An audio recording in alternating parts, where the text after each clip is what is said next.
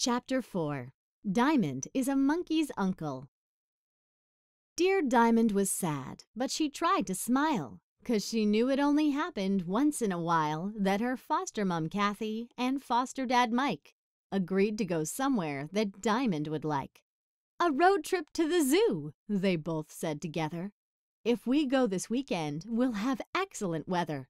The guy on TV said it would be warm and dry. So let's give Diamond's big new car seat a try."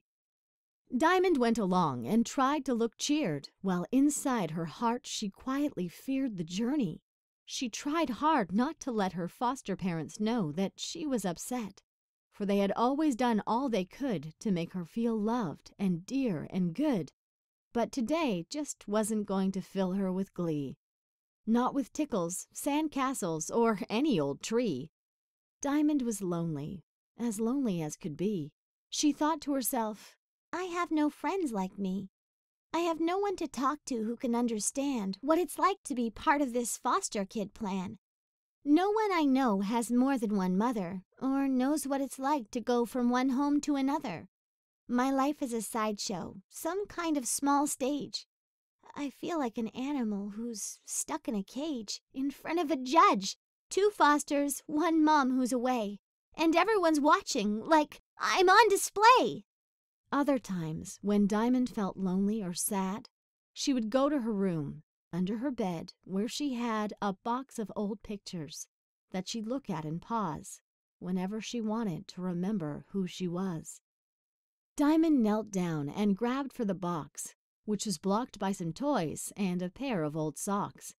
She pulled off the top and she pulled out a few of some pictures of herself at a time before she knew what it was like to be the star of this foster kid show.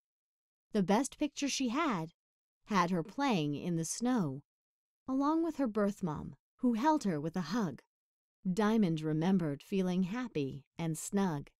Along with the picture was a card that was sent, but Diamond never really knew what it meant. The card had come to her before she could read. But now she was old enough, and all she would need would be time to sit and wonder and pout. Her mom's words weren't too hard, so Diamond sounded them out. I am here. You are away. But I am with you every day. Remember my words when you're not at home. I'll always love you, so you're never alone. Diamond liked the card. It was pretty and such. But the words that she read, they didn't help much. She was still lonely, so on with the show. She put up her pictures. It was now time to go. "Yip, yip," barked Kopi, who showed up with a holler and a jingle from her little fake Diamond dog collar. "Let's roll," said Kathy, grabbing Diamond and her shoes. Diamond secretly wished that the dog would come too, and she would have asked, but she already knew that Copious was far too wild for the zoo. So they loaded the van, put Di's hair in a bow, and with Kopi's eyes peering from behind the window, they pulled out of the driveway and onto the street. "We've got hundreds of animals to meet," said Michael as he drove following his map, and as Kathy pulled a juice box from inside her knapsack to give it to Diamond, who quietly sipped, held tightly in her new booster seat's mighty grip. The trip to the zoo took almost an hour, so after some juice, Diamond's eyes, like a flower, grew heavy and drooped in the shade of the car. After a nap, the zoo wouldn't seem very far. While sleeping, Diamond dreamed without sound of herself in a cage with no one around. The cage, it had bars to help keep her tame, and a sign on the bottom with "Foster Kid" as her name.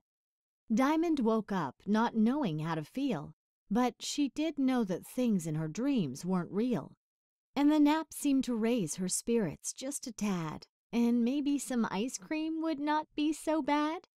So as the car slowed to a comfortable trot, and foster dad Mike found the zoo's parking lot, Diamond looked into the now noonday sun and thought to herself, this might be fun.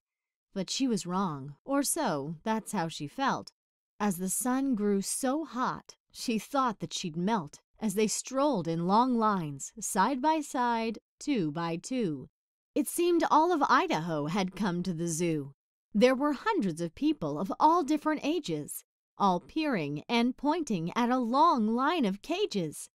And even though she couldn't see very well, Diamond had no problem getting all of the smell.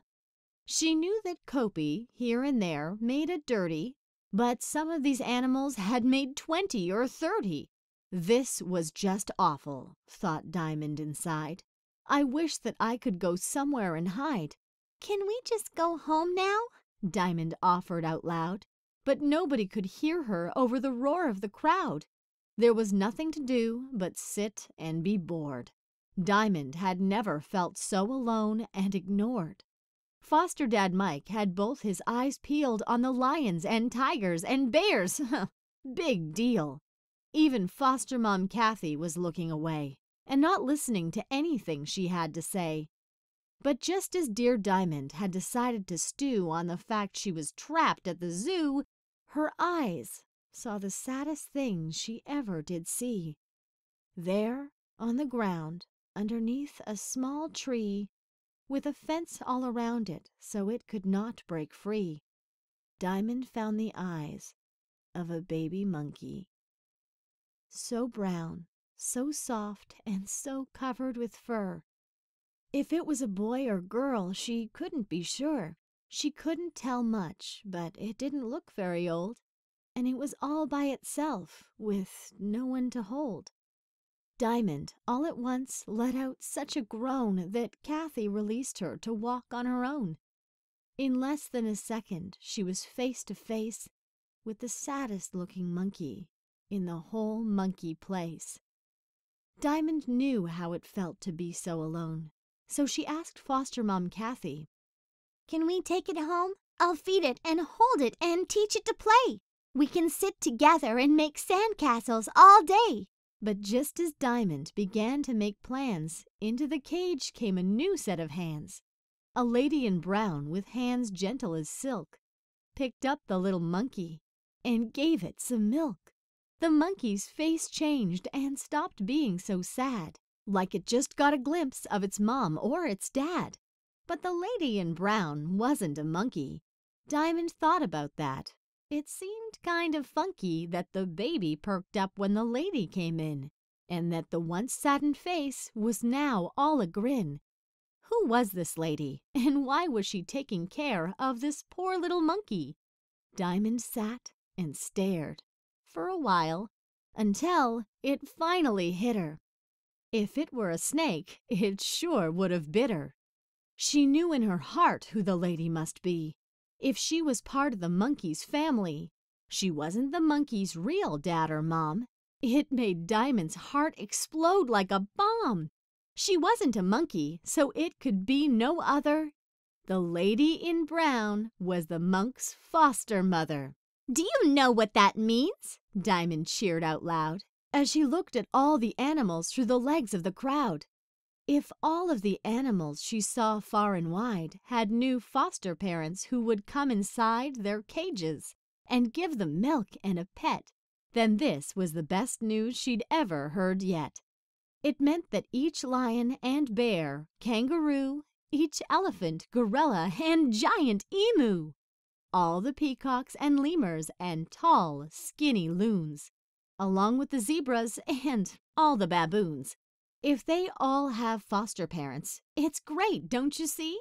All the animals in the zoo are foster kids, just like me. Yes, every animal in a cage at the zoo, every single one, was a foster kid too. "My people!" she cried as she jumped in the air. She wasn't the only one in foster care. And really, there was no need to despair, as long as there was someone around who would care. Diamond had found a new foster kid zone, and it made her realize she wasn't alone. So all the next hour, she ran up and down, and she visited the members of this new foster town. She made faces at monkeys and then could not miss going over to the hippos and blowing them a kiss. She met a few pandas named Lily and Mingo, and she stood on one leg just like a flamingo. Diamond had a blast with her new foster pals until evening came and it was time to corral all the animals back to where it was warm and they would be safe from the upcoming storm. Michael and Kathy bought Diamond a hat and a t-shirt that had her foster pals on the back, and they drove their way back to their own foster home through all of the rain the weatherman hadn't shown. And as they drove home in the car's soothing hum, Diamond remembered the words of her original mum. "I am here, you are away, but I am with you every day. Remember my words when you're not at home. I'll always love you, so you're never alone."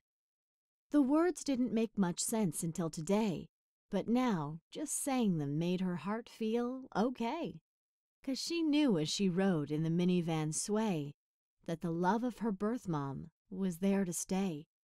And with Kathy and Mike, this foster family was complete. Diamond had her own set of zookeepers, and they were in the front seat.